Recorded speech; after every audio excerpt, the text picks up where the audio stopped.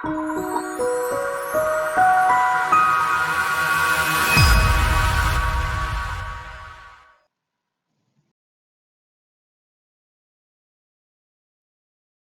Namdamaskus, Assalamualaikum. Senang sekali Bu Santi dapat kembali menyapa kalian semua. Tetap semangat belajarnya ya. Oke, pada kesempatan kali ini Bu Santi akan menyampaikan mata pelajaran Bahasa Indonesia yang akan membahas latihan soal 2. Baik, sebelum mulai seperti biasa, kita awali dengan membaca basmalah. Bismillahirrahmanirrahim. Are you ready? Soal pertama.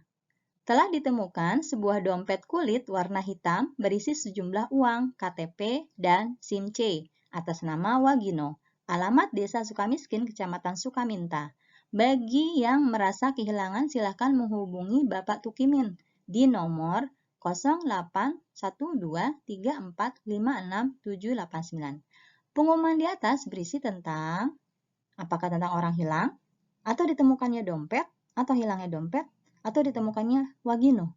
Ya, ini mudah ya.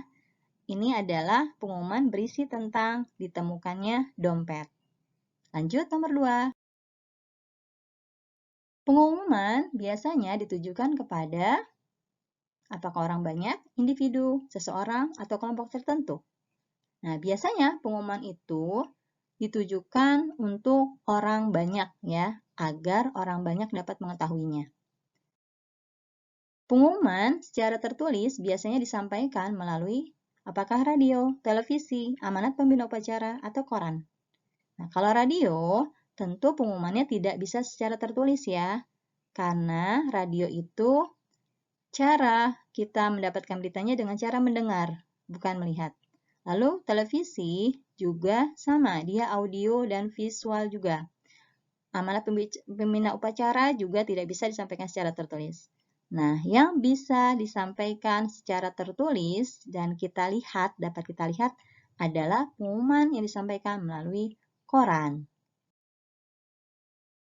Di sekolah, pengumuman sering ditempelkan pada apakah tembok, papan tulis, majalah dinding, atau pintu kelas. Ya, pengumuman sering ditempelkan pada majalah dinding. Berikut ini bukan tempat yang biasanya terdapat pengumuman adalah apakah pos kamling, stasiun, sekolah, atau kamar. Nah, kalau pos kamling biasanya ada di situ pengumuman tentang jadwal ronda misalnya. Lalu di stasiun juga biasanya banyak terdapat pengumuman. Juga sekolah. Nah, yang tidak terdapat tempat pengumuman adalah kamar ya. Karena kamar ini adalah tempat milik pribadi seseorang ya. Jadi mengumumkan untuk siapa? Tidak ada orang lain yang bebas keluar masuk ke kamar. Baik, selanjutnya.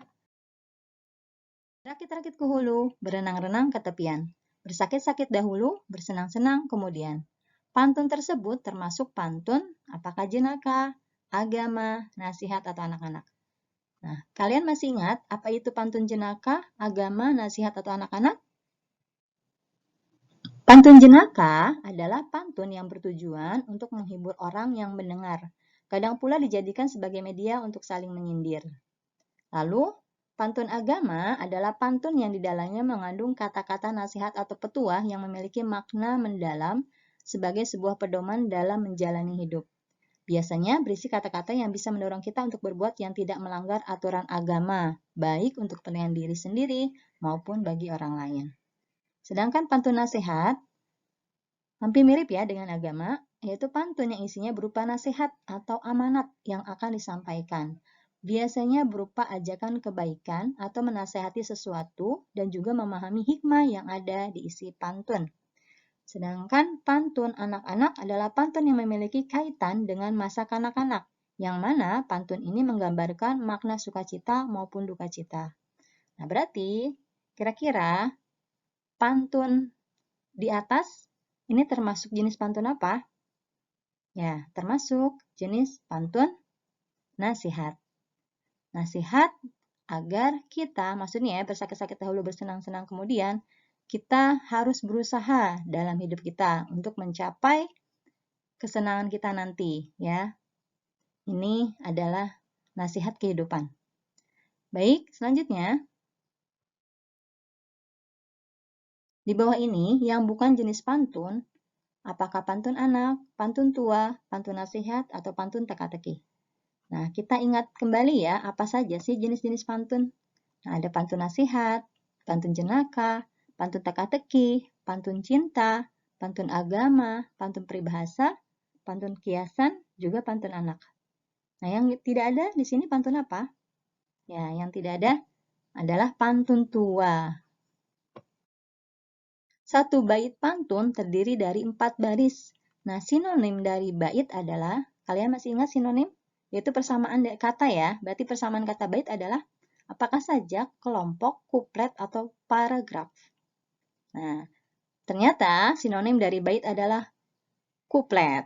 Nah, apa itu kuplet? Kuplet adalah bagian dari teks berirama yang terdiri dari beberapa baris yang tersusun harmonis, menyerupai pengertian paragraf dalam sastra atau tulisan bebas. Nah, kuplet disebut juga dengan bait, ya. Lanjut, nomor 9. Di bawah ini bukan ciri-ciri pantun, yaitu yang mana? Nah, sebelumnya kita lihat dulu, kita ingat dulu apa sih ciri-ciri pantun? Pantun memiliki ciri-ciri, yaitu memiliki minimal 2 baris hingga 4 baris. Ya. Lalu, pantun itu memiliki sampiran dan juga isi. Dan pantun memiliki rima seperti A-A-A-A atau A-A-B-B. Nah, kita lihat sekarang. Mana yang bukan ciri pantun? Yang A bersajak AB-AB. Itu ternyata termasuk ciri pantun ya. Lalu yang B, satu bait terdiri dari 6 baris. Kalau dilihat dari ciri pantun, itu minimal 2 baris hingga 4 baris. Berarti yang B ini bukan termasuk ciri pantun ya. Lalu yang C, baris 3 dan 4 merupakan isi. Betul. Dan yang D, baris 1 dan 2 merupakan sampiran. Juga betul. Berarti jawabannya adalah yang B. Carmina adalah pantun yang terdiri dari, ada yang tahu? Ya, Carmina adalah pantun yang terdiri dari 2 baris. Nah, jadi kalau kalian belum tahu, Carmina itu adalah pantun yang terdiri dari 2 baris. Carmina adalah versi pendeknya dari pantun. Nama lain Carmina adalah pantun kilat atau pantun 2 suuntai. Carmina ini merupakan karya sastra lisan yang merupakan bagian dari sastra Melayu. Nah, ada contohnya di sini. Banyak udang, banyak garam, banyak orang, banyak ragam. Nah, kita lihat di sini cuma 2 baris ya pantunnya. Nah, ini disebut pantun Carmina. Satu lagi contohnya. Sudah gaharu, cendana pula. Sudah tahu, bertanya pula. Nah, ini juga salah satu contoh dari pantun Carmina. Dalam bahasa Jawa, pantun dikenal dengan istilah. Nah, di sini yang orang Jawa mungkin tahu apa jawabannya? Ya, ternyata dalam bahasa Jawa, pantun dikenal dengan istilah parikan.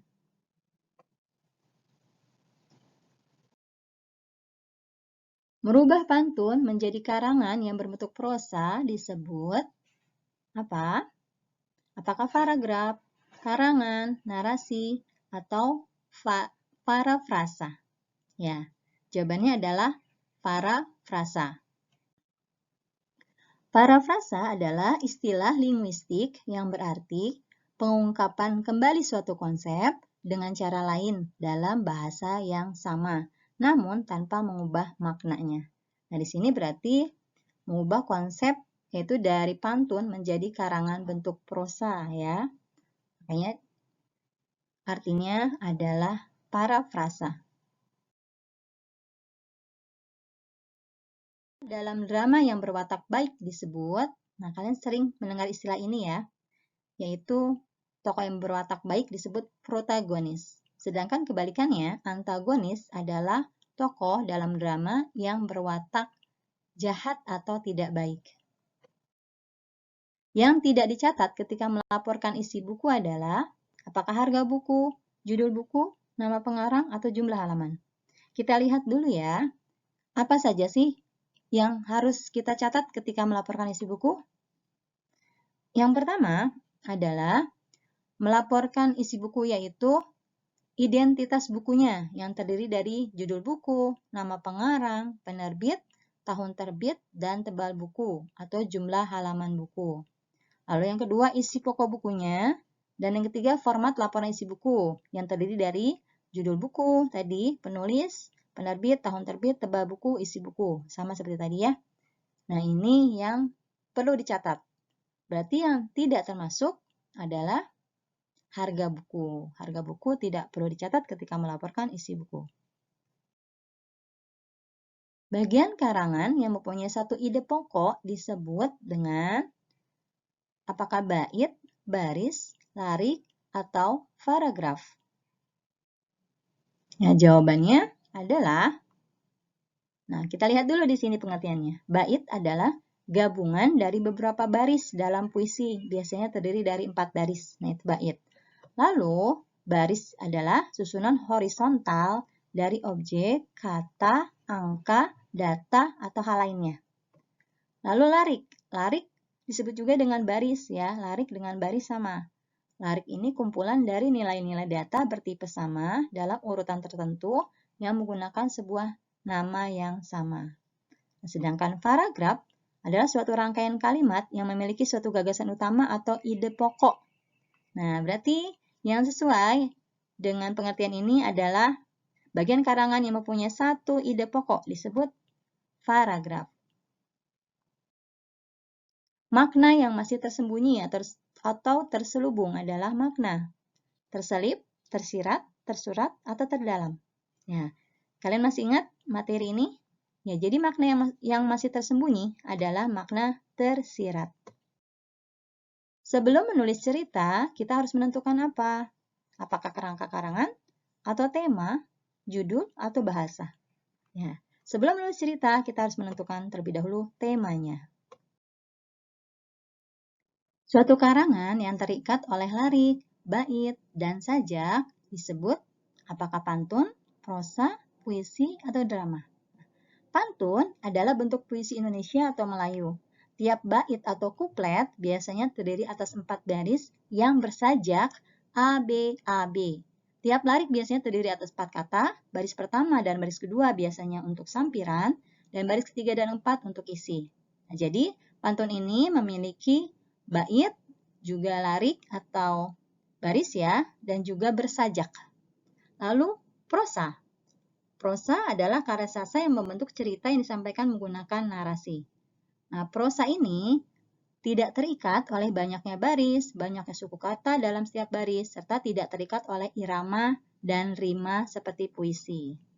Sedangkan puisi adalah ragam sastra yang bahasanya terikat oleh irama, matra, rima, serta penyusunan larik dan bait. Nah, berarti dari sini kita dapat menjawab soalnya. Suatu karangan yang terikat oleh larik, bait, dan sajak disebut, yaitu jawabannya pantun. Ya. Pantun ini ada larik, bait, dan juga sajak. Sajak pantun AB, AB. Sedangkan yang lain tidak bersajak. Kemudian nomor 19. Pengertian tema atau topik cerita adalah susunan jalanan cerita atau suatu pokok pikiran paragraf atau gaya bercerita yang mendeskripsikan tokoh atau gagasan yang dijadikan landasan dalam penulisan sebuah cerita.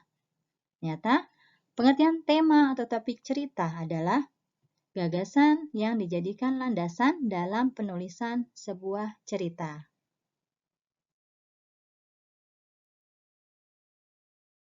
Lalu, pengucapan bunyi bahasa disebut dengan apakah saja ejaan, intonasi, atau lafal. Nah, ternyata pengucapan bunyi bahasa disebut dengan lafal. Baik teman-teman, demikian materi kita pada hari ini. Kita akhiri dengan mengucap hamdalah, alhamdulillah. Terima kasih teman-teman. Semoga kalian semua dapat memahaminya dan video ini bermanfaat untuk kalian semua.